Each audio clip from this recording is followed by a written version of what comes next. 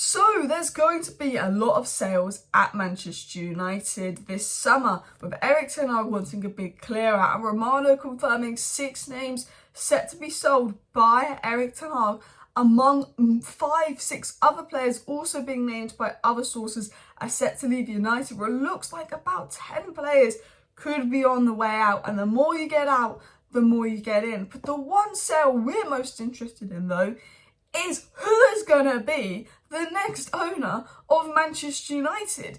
I mean, the FA Cup ended like 5 days ago. What is going on? And I'm with you guys. What is going on? I am bored. I am fed up. I feel like the longer it drags on, the more worried that I am that it's going to Jim. And I think Jim is still the favourite from what we're hearing. But then the feeling is that they actually want Qatar, but they're not happy with Qatar's bid, so they're delaying it so Qatar can get something for their bids. So they've got Jim Ratcliffe as a safety option, la-di-la-di-la. You know, that's the speculation of what is going on. But in today's video, I'm going to talk about everything we've been told on the takeover in the last few days. A little bit of news has come out from Laurie Whitwell, Jamie Jackson. Nothing super exciting, but what they've said on the takeover. And then I'm going to get into the 6 players who will leave United, among other players set to leave like Jadon Sancho, etc, etc. So please do hit that like button, and of course subscribe down below if you're new. Let's just get into the takeover news. It's not very exciting. Then we're going to get into the outs. So yesterday, Jamie Jackson went on the Stretford paddock and said both parties, Jassim and Sir Jim Ratcliffe, are being kept in the dark regarding the sale. So he's saying both parties are being kept in the dark. So, you know, there's obviously reports that come out one day that Sir Jim is leading, then the next day that the Glazers might stay, then another day that Qatar are putting another bid, etc, etc. But he's just saying, look, both parties are being kept in the dark, which is quite worrying, because you think if both parties are being kept in the dark, are they sorting something out that doesn't involve both parties? Have they played both parties? Have they actually got what they want? Are they staying? There's always that fear. But it also indicates that although these reports saying that Sir Jim's so far ahead and they're working on the structure of the deal with Sir Jim, etc, etc, he's saying no, Sir Jim is being kept in the dark as well. So although reports from media is coming out suggesting that Sir Jim is more advanced, Jamie Jackson is saying no, both are being kept in the dark. Now, a lot of other people said similar things to this. It was also said by Rob Dawson that both Sir Jim Ratcliffe and Sheikh have senior management teams in place if the offers for Man United are accepted, but any transition is likely to take time. So they're saying that Sir Jim and Sheikh have got everything they need in place. They're waiting for a decision from United. They knew that that's going to take time. And again, kind of hinting they're being kept in the dark. It's kind of, the news is kind of hinting that although there's a lot of reports saying that Sir Jim is leading, a lot of the news is kind of hinting actually Sir Jim and Sheikh just don't know. They don't know. They don't know if they're leading. They don't know if they're not leading. Which says to me, could the news be about Sir Jim leading? Could that all have been a tactic to ploy a higher bid from Qatar? You know, the Glazers were going to be at Wembley that weekend meeting Qatar. They're meeting Qatar directly because Qatar have reportedly fallen out with the Rain Group. Qatar expect to put another bid. Could all these reports that they are working on a structure for the Sir Jim deal to keep 6 Glazers here, you know, be this plan to get a high bid out of Qatar? Or could the delays and the slowness be because they're thinking about, you know, how we keep the 6 Glazers here, which would be a complicated deal to do, where they all have small shares between the 6 of them and they're gradually brought out. It's a very complex deal to do. It was said by Laurie Whitwell, there is a suggestion that there will be some clarity on the ownership situation this week. But then you speak to people and they say, well, we heard this 2 months ago too. There's certainly people that work with Sir Jim Ratcliffe that feel they're putting moves in place to ultimately take control of the club. And I think Laurie Whitwell gave the best clarification of what is going on with the takeover. He's saying there's a feeling we're going to get told something this week, but actually he's basically saying none of the journalists trust what they're being told. Ornstein said maybe a couple of weeks ago that sometimes he inquires and they say that Qatar's leading, sometimes he inquires, they say, you know, that Sir Jim's leading, sometimes he inquires, he says that the Glazers are going to stay. Ornstein very rarely reports on the takeover now because every time he inquires, he knows he's getting told something.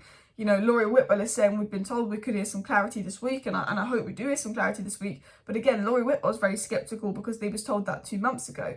The feeling is inside United is that Sir Jim and Sir Jim's team is advancing, but, you know, are United telling people that?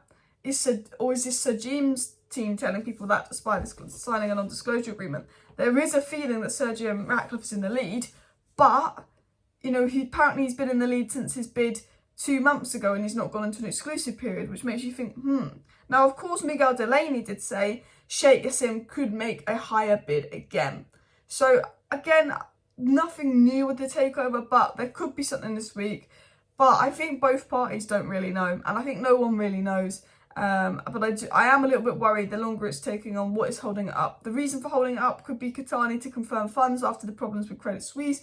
The reason for the hold up could be they're sorting out the structure of the Sir Jim deal, or the reason for the hold up could be that the Glazers are staying. There's multiple reasons for the hold up, but I will explore and do some research within the next week to get some clarity on what could be the reason holding up the takeover. Now, enough of the takeover. Let's talk about sales that actually feel like they could happen sometime soon. And that is the departure of many Manchester United players. Now, I want to talk about Elanga, David De Gea and Sancho, who are rumoured to be leaving, and then the players that Romano has spoken about as well. So, Anthony Elanga, good young player. Ratcliffe picked him out. Ratcliffe really liked him. Very good in the youth academy. Not quite that level to play first team football for United, but I think he's a decent player. I think he needs a Championship or a Bundesliga loan, most definitely. But I do think Elanga has quality to be a good player in the future.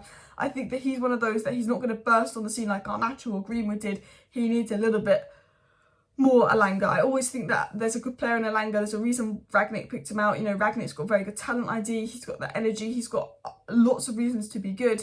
And I think he will go to the Bundesliga and be good. I would have personally loaned out Elanga because I wouldn't be shocked if he had a really good loan spell. But if you're going to get 15, 20 million for Elanga, you might as well sell him now where he could be potentially valuable. It was said by Plettigol, very good German source, that Anthony Elanga can leave Manchester United this summer, and United are expected to get 15 to 20 million euros for him. And there's reports that he's in talks of RB Leipzig. I wouldn't be surprised if the Leipzig clubs are looking at Elanga, and I do think that would be a really good move for both parties. I think for Elanga, if he went to Germany, I think that would be really good for him. And I think for United, I think get 15 million for him. That's not bad at the end of the day. I like Elanga, but I think he's not the level of Pellistri, Garnacho, Ahmed, and Pellistri needs loan, etc, etc. Ahmed even might be going out on loan. It said that Ten Hag is not sure what to do with Ahmed, Mesbury and Alvaro Fernandez, who've all had good loan spells, and he's going to assess in pre-season whether they should go out on loan again. Now, Fabrizio Romano spoke transfer news. Let's get into what Fabrizio Romano said, because it's Fabrizio Romano. He said Manchester United have plans to let 6 players leave. He said Maguire expected to leave and both sides agree on that. Weghorst won't stay and Everton and Spanish clubs are keen on him. Henderson to Forest is advanced. Van De Beek wants to play football, so will leave, and Baye and Tellez out. So he's basically saying, look, Maguire's gone, Baye and Tellez is gone, Donny Van De Beek's gone, Weghorst ain't staying, Dean Henderson will go. There's also a suggestion that United are weighing up whether to sell McTominay, whether to sell Fred, potentially if they get good offer for Lindelof. De Gea's future is a bit in doubt. And there are rumours and reports that Jadon Sancho could be leaving. Fabrizio Romano added a bit more depth and just said Erik ten Hag is ready to allow players including Harry Maguire, Dean Henderson and Donny Van De Beek to leave Manchester United. And that's kind of been agreed. Henderson, Donny and Maguire can leave. Henderson 30 million, Donny probably 15 million, Maguire probably 20 million. I reckon you can get 65 million, 65, 70 million for the 3 of those leaving. And that 65, 70 million could pay the way for Moises Caicedo, who I really want but we won't probably get.